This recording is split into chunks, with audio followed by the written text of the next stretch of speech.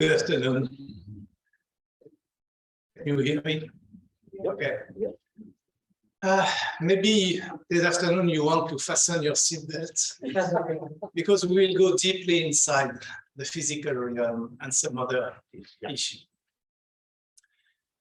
So let's start. Some 20 years ago, our friend and brother Ravi Ravindra wrote something in his book, Science and the Sacred. If the intellectuals, both of the East and of the West, do not endeavor to forge a right synthesis of science and spirituality, of the Occident and the Orient, of modernity and tradition, this worldwide culture will be based on a very low common denominator, amounting essentially to a lack of ethical standards and of spiritual value. The recent planetary events, the COVID-19 pandemic crisis and the global climate change evolution, not to talk about the latest threat of nuclear apocalypse, are quite high-level warnings for the survival of humanity as it is. The COVID-19 pandemic has awakened some consciousness about the necessity of living in brotherhood, sisterhood attitude to pass through such crises. And it could have been a salutary wake-up call, but as soon as the threat lowered, at least in developed countries, business as usual became again the normal way of living. The level of global atmospheric pollution by end September 2021 are similar or higher than those of 2019. Science alone, as it is today with its materialistic paradigm, cannot address such huge challenges. Neither spirituality alone, embedded in too many dogma, too many sectarian behavior, and a long history of human and social abuses.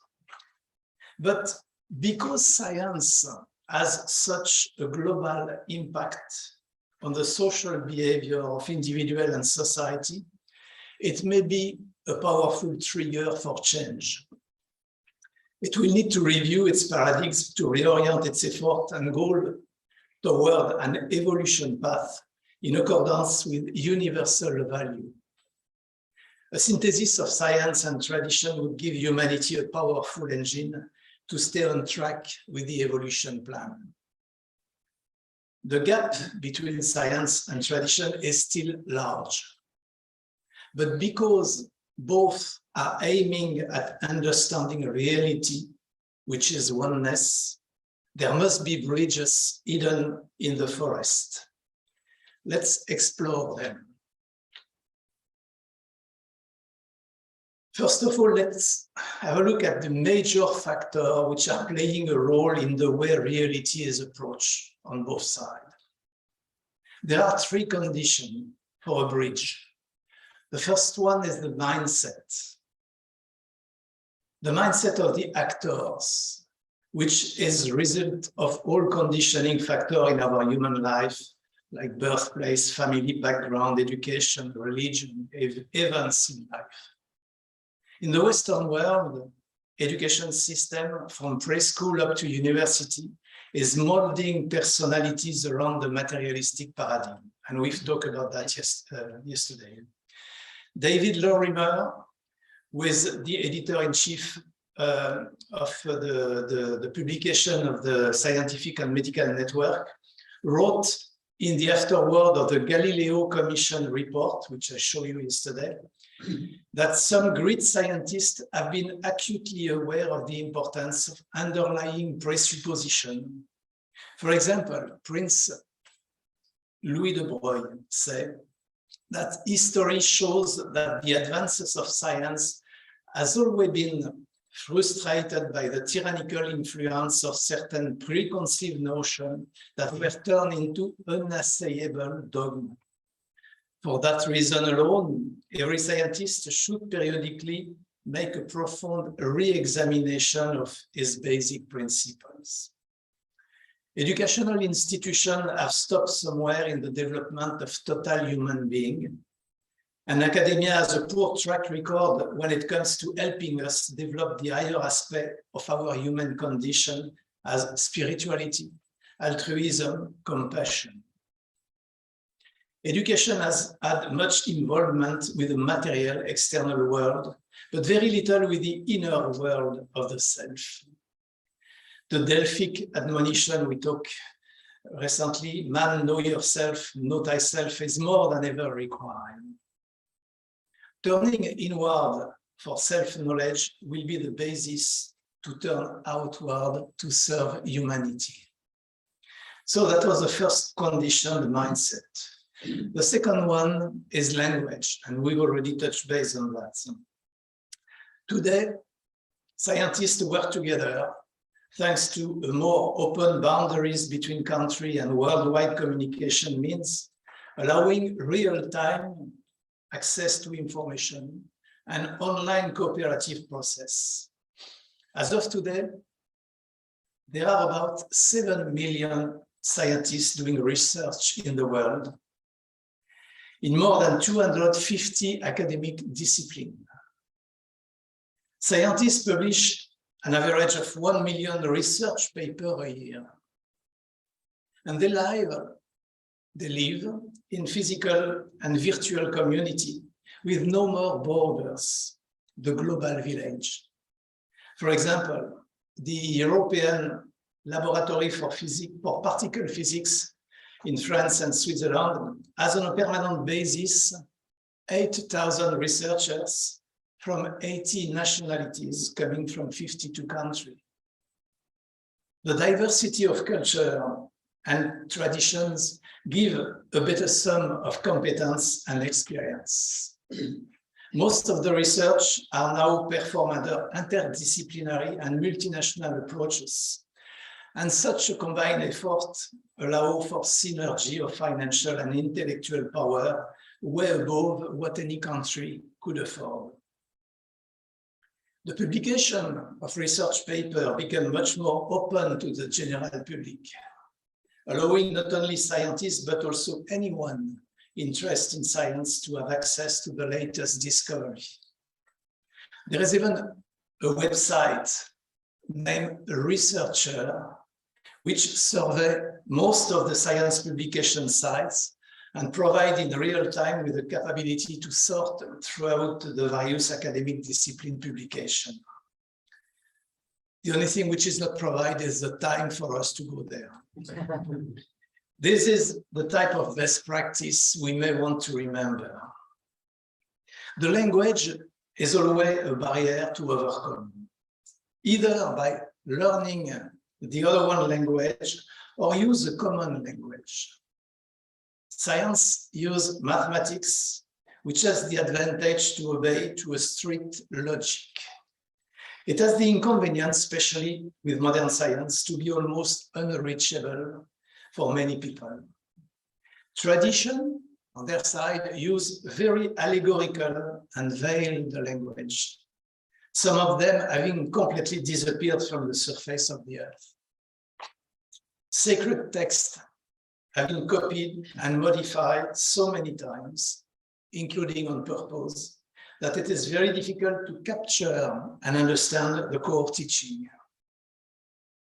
Theosophy is using the language of the tradition of the world, quoting many sacred texts and deciphering or restoring some of them. But even for theosophists, it requires a lot of study and practice to get a clear picture of the fundamental of life. So that was the second condition, the language. The third one is methodology. That's the third major roadblock we have to recognize and to overcome in the difference between methodology using to dig into the mystery of life. Tradition is using the top-down methodology, starting from revelation, which gave prediction, which gave birth to fact, but the loop back is almost not existing and not used. Just let me give you an example. The theory said that in the Judeo-Christian tradition that the world was born 6,000 years ago. The fact, when we measure that there is a big discrepancy, but there is a hard time to go back to the theory. So these models allow a complete description, that's the positive aspect of it. A complete description from the abstract concept down to the observable through some logic, which is not always explicit, at least for ordinary people. But it gives a complete description of reality. It may lead to some dogma because usually each of these reality, because each tradition has its own description of reality, are not challengeable easily. The bottom-up approach starts from observation and tries to reconstruct the underlying models. It is heavily based bias by the instrument of observation and by the fact that there is no guiding principle except mathematical logic and consistency. At the same time, it gives complete freedom to the seeker to interpret the data and the model. And it can also lead to some dogma, like the reductionist materialism, when science tries to speculate on the overall scheme of man and the universe. Both approaches can bring to us some glimpse of understanding, but neither of them are self-sufficient, at least in the present state of our world, in its cycle of evolution. And because reality is one, there must be a point where these two cross over and where it must be possible to draw a line or a bridge between the two. So the task requires an unbiased mind, sharp intellectual capability, a methodology, and a language which can pave the way for a common understanding between tradition and science. Let's listen to what HPV said about the method of investigation. She said the occult philosophy we study must use precisely that method of investigation which is termed by Spinoza the scientific method. Start from and proceed only on principle clearly defined and accurately known, and is therefore the only one which can lead to true knowledge. So that was the three conditions for a bridge to be built. Now let's have some look at correlation between science and theosophy. And not a surprise, we'll be starting from the three fundamental propositions from the secret doctrine to identify some solid correlation. The first one is the omnipresent, eternal, boundless, and immutable principle. In the domain of astronomy, the observation of the cosmic microwave background, the remnant of the early electromagnetic radiation from the Big Bang, reveals an astonishing isotropy, which means a uniform thermal energy spread all over the universe. There is a theory called the inflation theory, who predicts that the nascent universe underwent exponential growth, which extended almost instantaneously the frame of the universe. And in that theory, the initial particle, we will see later, we'll talk about quark, electron, neutrino, created by the Big Bang, were all together in a close relationship before the inflation. And then if we use quantum field physics, it says that any two particles which has been once in close relationship will remain connected together, whatever the distance between them.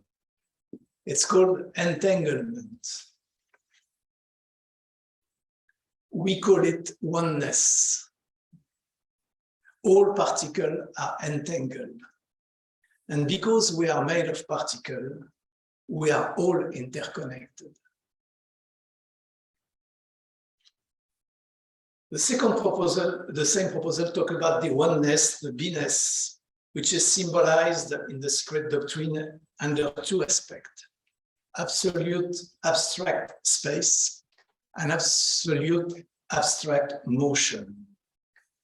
During the manifestation phase, these two aspects end up at the final phase of emanation as physical space and physical motion. In our physical universe, what are the correlations with motion? Let's start with time. How do we measure time? A hourglass, a pendulum, a metronome, a mechanical clock, an electronic clock, an atomic clock. All the devices measure a movement. Time is the measure of motion. If there is no motion, there is no time. Let's have a look at temperature. Temperature is a measure of the average kinetic energy of the atoms or molecule in a system. Temperature is a measure of motion. When there is no motion, we are at the absolute zero temperature. Pressure. Pressure is the force exerted by particle collision in liquid and gaseous state of matter. And for example, sound is the cyclic variation of a gas pressure. Therefore, pressure is the measure of motion. No motion, no sound. Let's talk now about mass. The key element of the physical universe is energy. And we all remember the famous Einstein Law, which equates energy with mass multiplied by the square of the speed of light. Honest scientists like Richard Feynman say that we know that we don't know what energy is. It is a scalar quantity which can manifest in many different forms, like potential gravitational energy, kinetic energy, mass energy, electromagnetic energy, chemical energy, and so on. So it is eternal and unchanging quantitatively, even if it manifests itself under various forms. Madame Blavatsky gave us this clue in her secret doctrine when she said that the theosophists, old and modern, the alchemists and Rosicrucians have ever maintained that there were no such thing per se as light, heat, sound, electricity. There is nothing but radiant energy. Now, let's have a look at the practical application of this concept of mass energy. Our physical body. It is our companion since our birth until our last moment on this earth in this life. It has some consistency, or at least we sense some consistency in it, like in any physical thing. When we look at it with the current scientific knowledge, we see an incredible complex machine, which is an assembly of multiple systems. We find structural basis, the bones, the articulation. We have sensor with the sense organ. We have actuation system with the muscle, respiratory system, irrigation, cleaning system, protection system, like the immune system, and a big computer, the brain and all the nerves. Let's take a quick look at the sense organ in themselves, because it is a real marvel of divine technology. For example, the eye, which is providing us with a real-time vision of the surrounding landscape. Its machinery include cone cells and something like 7 million cone cells. And could you believe that? 125 million rod cells. Let's try to stop and imagine what does it mean inside ourselves. 125 million rod cells, to detect the various frequency and intensity of the light which hit its surface. Its sensitivity is such that it can detect up to 10 million of different colors, almost instantaneously. These data then are transmitted and processed by the brain, which combine both eyes' input to give us a 3D image. Another example is the ear. 3-stage, outer, middle, and inner ear to transform sounds. And remember, sounds is movement of gas pressure into electrical signal, which can be processed by our brain. In the human cochlea, there are 3,500 inner cells and about 12,000 outer air cells. This mechanism allows the perception of frequency between 20 and 20,000 hertz, which, as we already heard about it, it's such a very tiny part of the whole spectrum. And finally, in terms of example, the brain. The brain is probably the most complex organ system.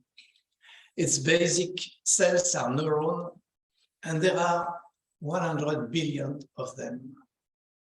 100 billion. They are created once for a while at birth. They do not replicate compared to the other cell, and they last until the end of life with some decay at the end. They are interconnected, and they communicate together through information highway called synapse. One neuron can have between 1,000 and 10,000 synapses.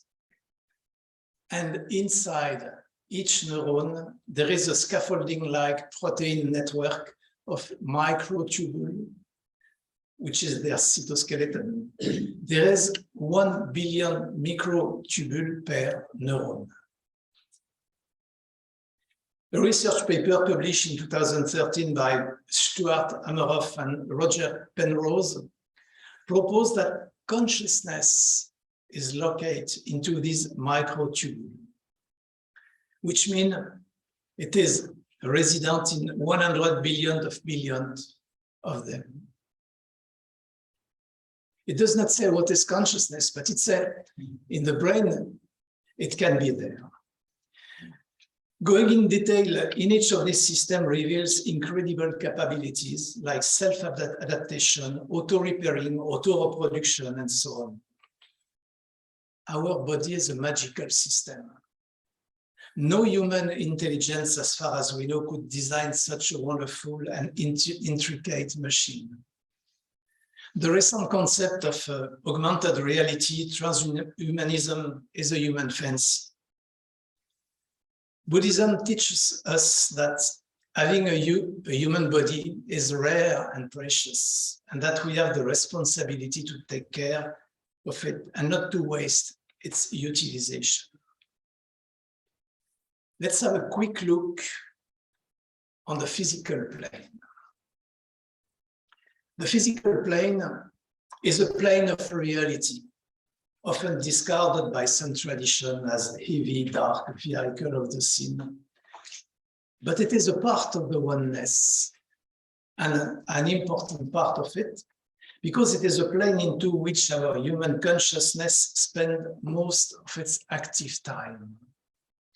If we remove the sleeping time and meditation period, we still spend almost 2/3 of our waking time in direct contact with this plane of reality. During this time, we are completely immersed into reality that we can sense through our external and inner sensors. This is where and why it is important to study ourselves and our daily behavior. We are, on a permanent basis, connected with all our environment, provided we can listen.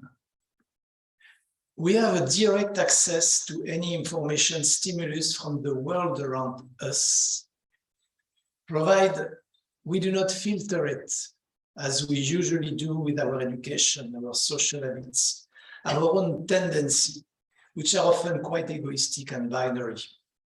I like it, or I do not like it.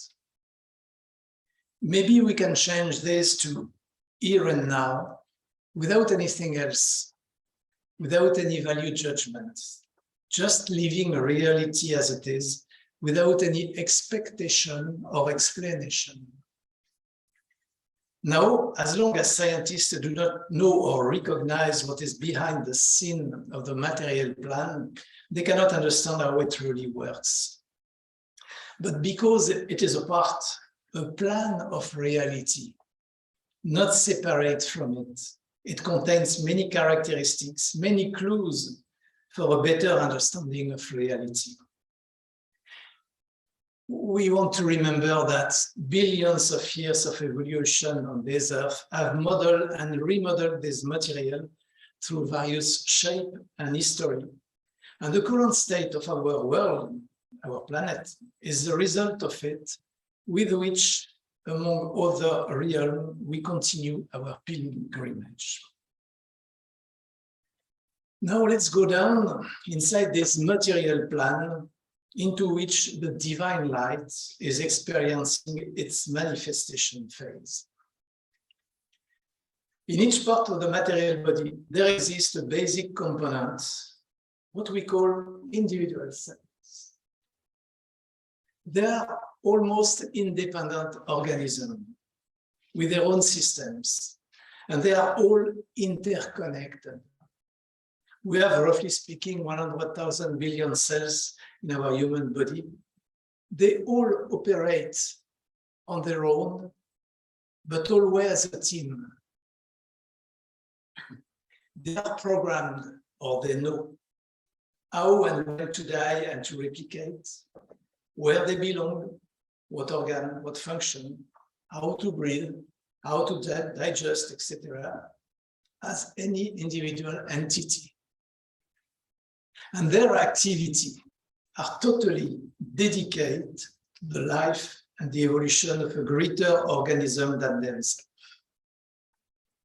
They have no other goal in their life but to serve a greater living structure.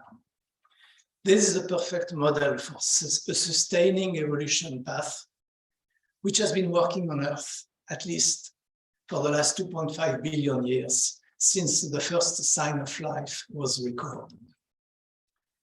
Now let's dig a little bit more.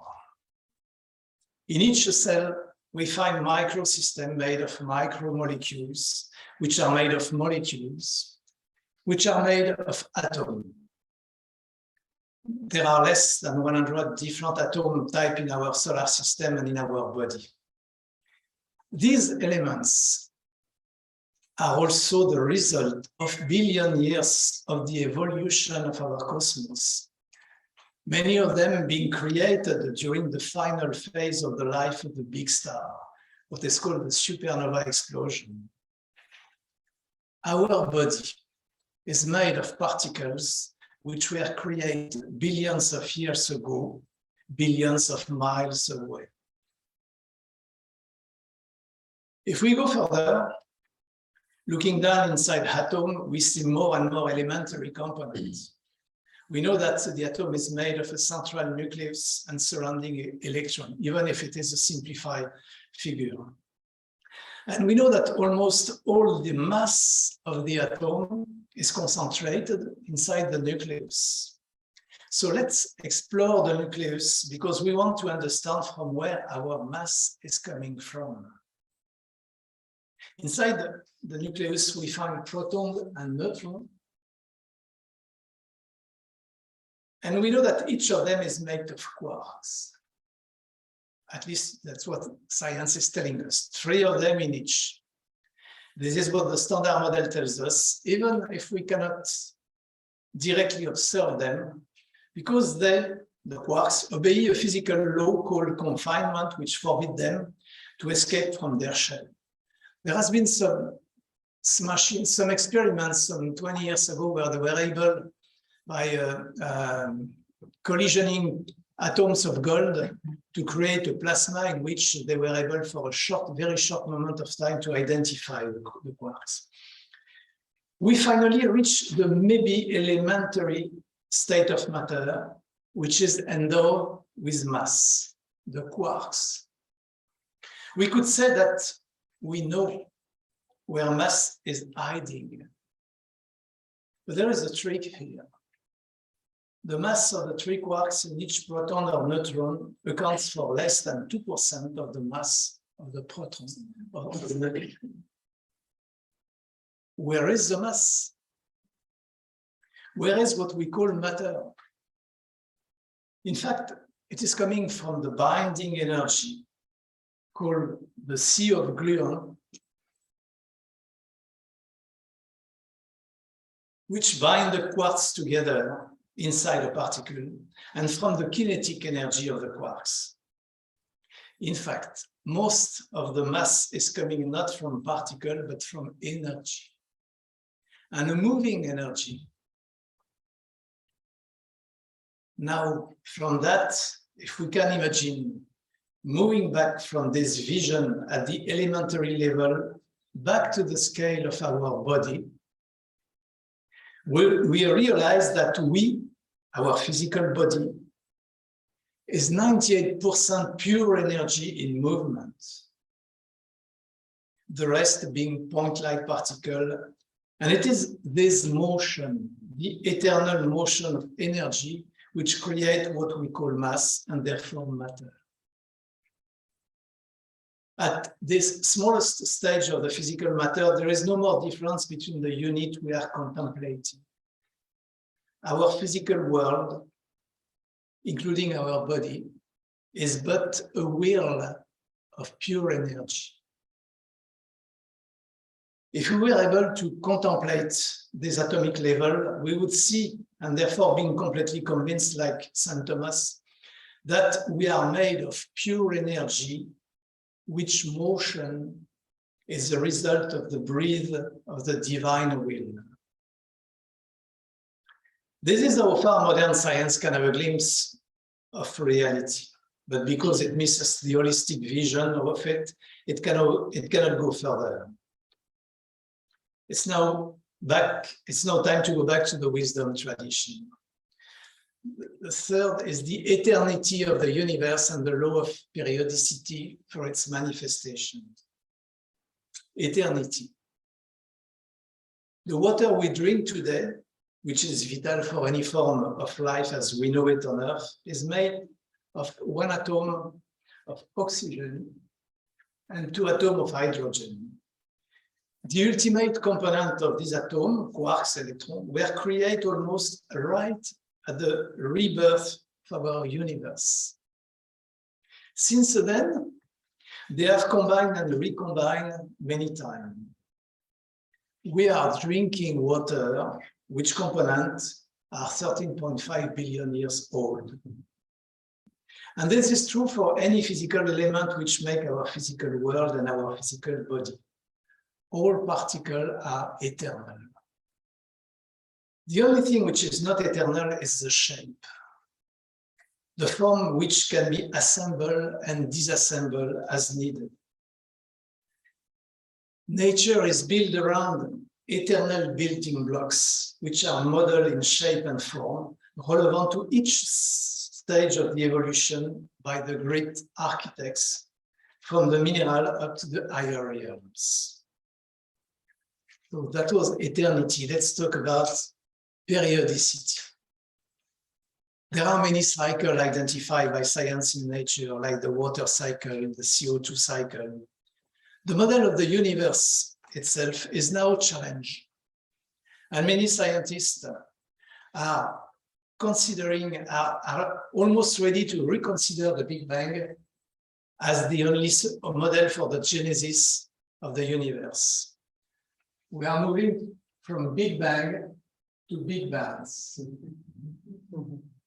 That's where we have a real good correlation with the tradition, especially the Indian tradition. The other point was the obligatory pilgrimage for every soul in accordance with cyclic and karmic law. We remember the pioneer books of Dr. Raymond Moody, Life After Life. It was already 50 years ago. There are many other authors who publish studies on reincarnation, like Ian Stevenson, Chris Carter, and recently Matlot and Erlendur Haraldsson on 2017. Reincarnation became a common subject of discussion. The materialistic paradigm will prevent the scientific, for the moment, community from entering seriously inside this area of study until near-death experience NDEs came in. The Eben Alexander NDE experience in 2012, among many other ones, have shaken some beliefs about life after death, especially Eben Alexander. We had it on one of the seminars some month ago, and he was explaining his experience. He was a pure materialistic neurosurgeon before that. After this experience, you could not recognize him. And many scientific studies are now underway to try to find a scientific explanation about the phenomena of NDE. This may be a great opening toward understanding death and therefore life. We do have a lot of correlation between the tradition of the world and modern science. Observations are piling up with no satisfactory scientific explanation. The next step could be as discover, retrieve the fundamental laws which support the physical manifestation and its relationship with the other plane of existence, and express them in a scientific language understandable by all. The key question then at this point is, why haven't we already done that? And the next question is, can we do that? Why haven't we do that? There has been a lot of effort by the TS, the Theosophical Society, since the 1920, following the launch by the headquarters of the Theosophical World University, which motivation was a vital need for the introduction of theosophical inspiration and understanding into every branch of human study and research. Many national sections of the TS supported the effort through theosophical research centers, and a lot of research and publication have been made. As of today, at a time when mundane science is skyrocketing in terms of advances in discovery and knowledge acquisition on the physical plane, Theosophy Research Center seems to have lost most of their initial momentum. Many have stopped their activity, even in large and highly developed countries, and the remaining active cells are barely known outside of the theosophical community. Few are connected with the scientific group, and among theosophists, the follow-up and understanding of the scientific discovery and model are scarce. This does not mean that we have lost pace with scientific knowledge acquisition, because many individual theosophists are active in their scientific domain. It means that as an international group, we are not using the potential synergy which organized group can deliver. Among our international theosophical community, we probably have champions in many scientific disciplines who could develop study groups on specific subject using a common methodology. At least that's what I have tried to do for the last 8 years. It would enhance the understanding of the scientific aspect of the wisdom tradition, and then it would enable, most important, enable dialogue with the scientific community, especially at a moment in our history where scientists, and you remember yesterday, at least some of them are ready to listen. Now the last question, can we do that? You will be frustrated because it is an open question. And I'm not going to give you a firm answer. Apart from the necessary resource and knowledge, there is a fundamental question. The whole process of scientific research, publication, information is based on and relies on the human mental, intellectual capability. So the question is it self-sufficient to unravel the secret of reality on the physical plane level? And if the answer is no, what can be proposed? There are no unique and simple answer to such a question. let's have a look at some of our thinkers. Krishnamurti, for example, said there must be a totally different movement, which is a non-accumulative perception action. And to have non-accumulative perception is to have no prejudice. It is to have absolutely no ideal, no concept, no faith, because all those have destroyed man, they have not solved his problem. Our brother Ravi Ravindra, on the same question, said that what is needed for objective perception is freedom from oneself. The spiritual aspirant escapes the personal self, not by ignoring it, but by attending to it with total honesty. The perception involved in internal knowing are direct and immediate. Understanding here includes poetic and intuitive insight, as well as empirical and rational consideration. Far from being opposed to scientific and rational knowledge, it opens up even vaster and richer dimension of reality, adding significance to science itself. No prejudice, freedom from oneself, a spiritual approach. A complementary approach seems inevitable. A combination of intellect skills and a capability to perceive and understand reality from a different perspective than the physical plan. Mental and intellectual capability are quite developed today.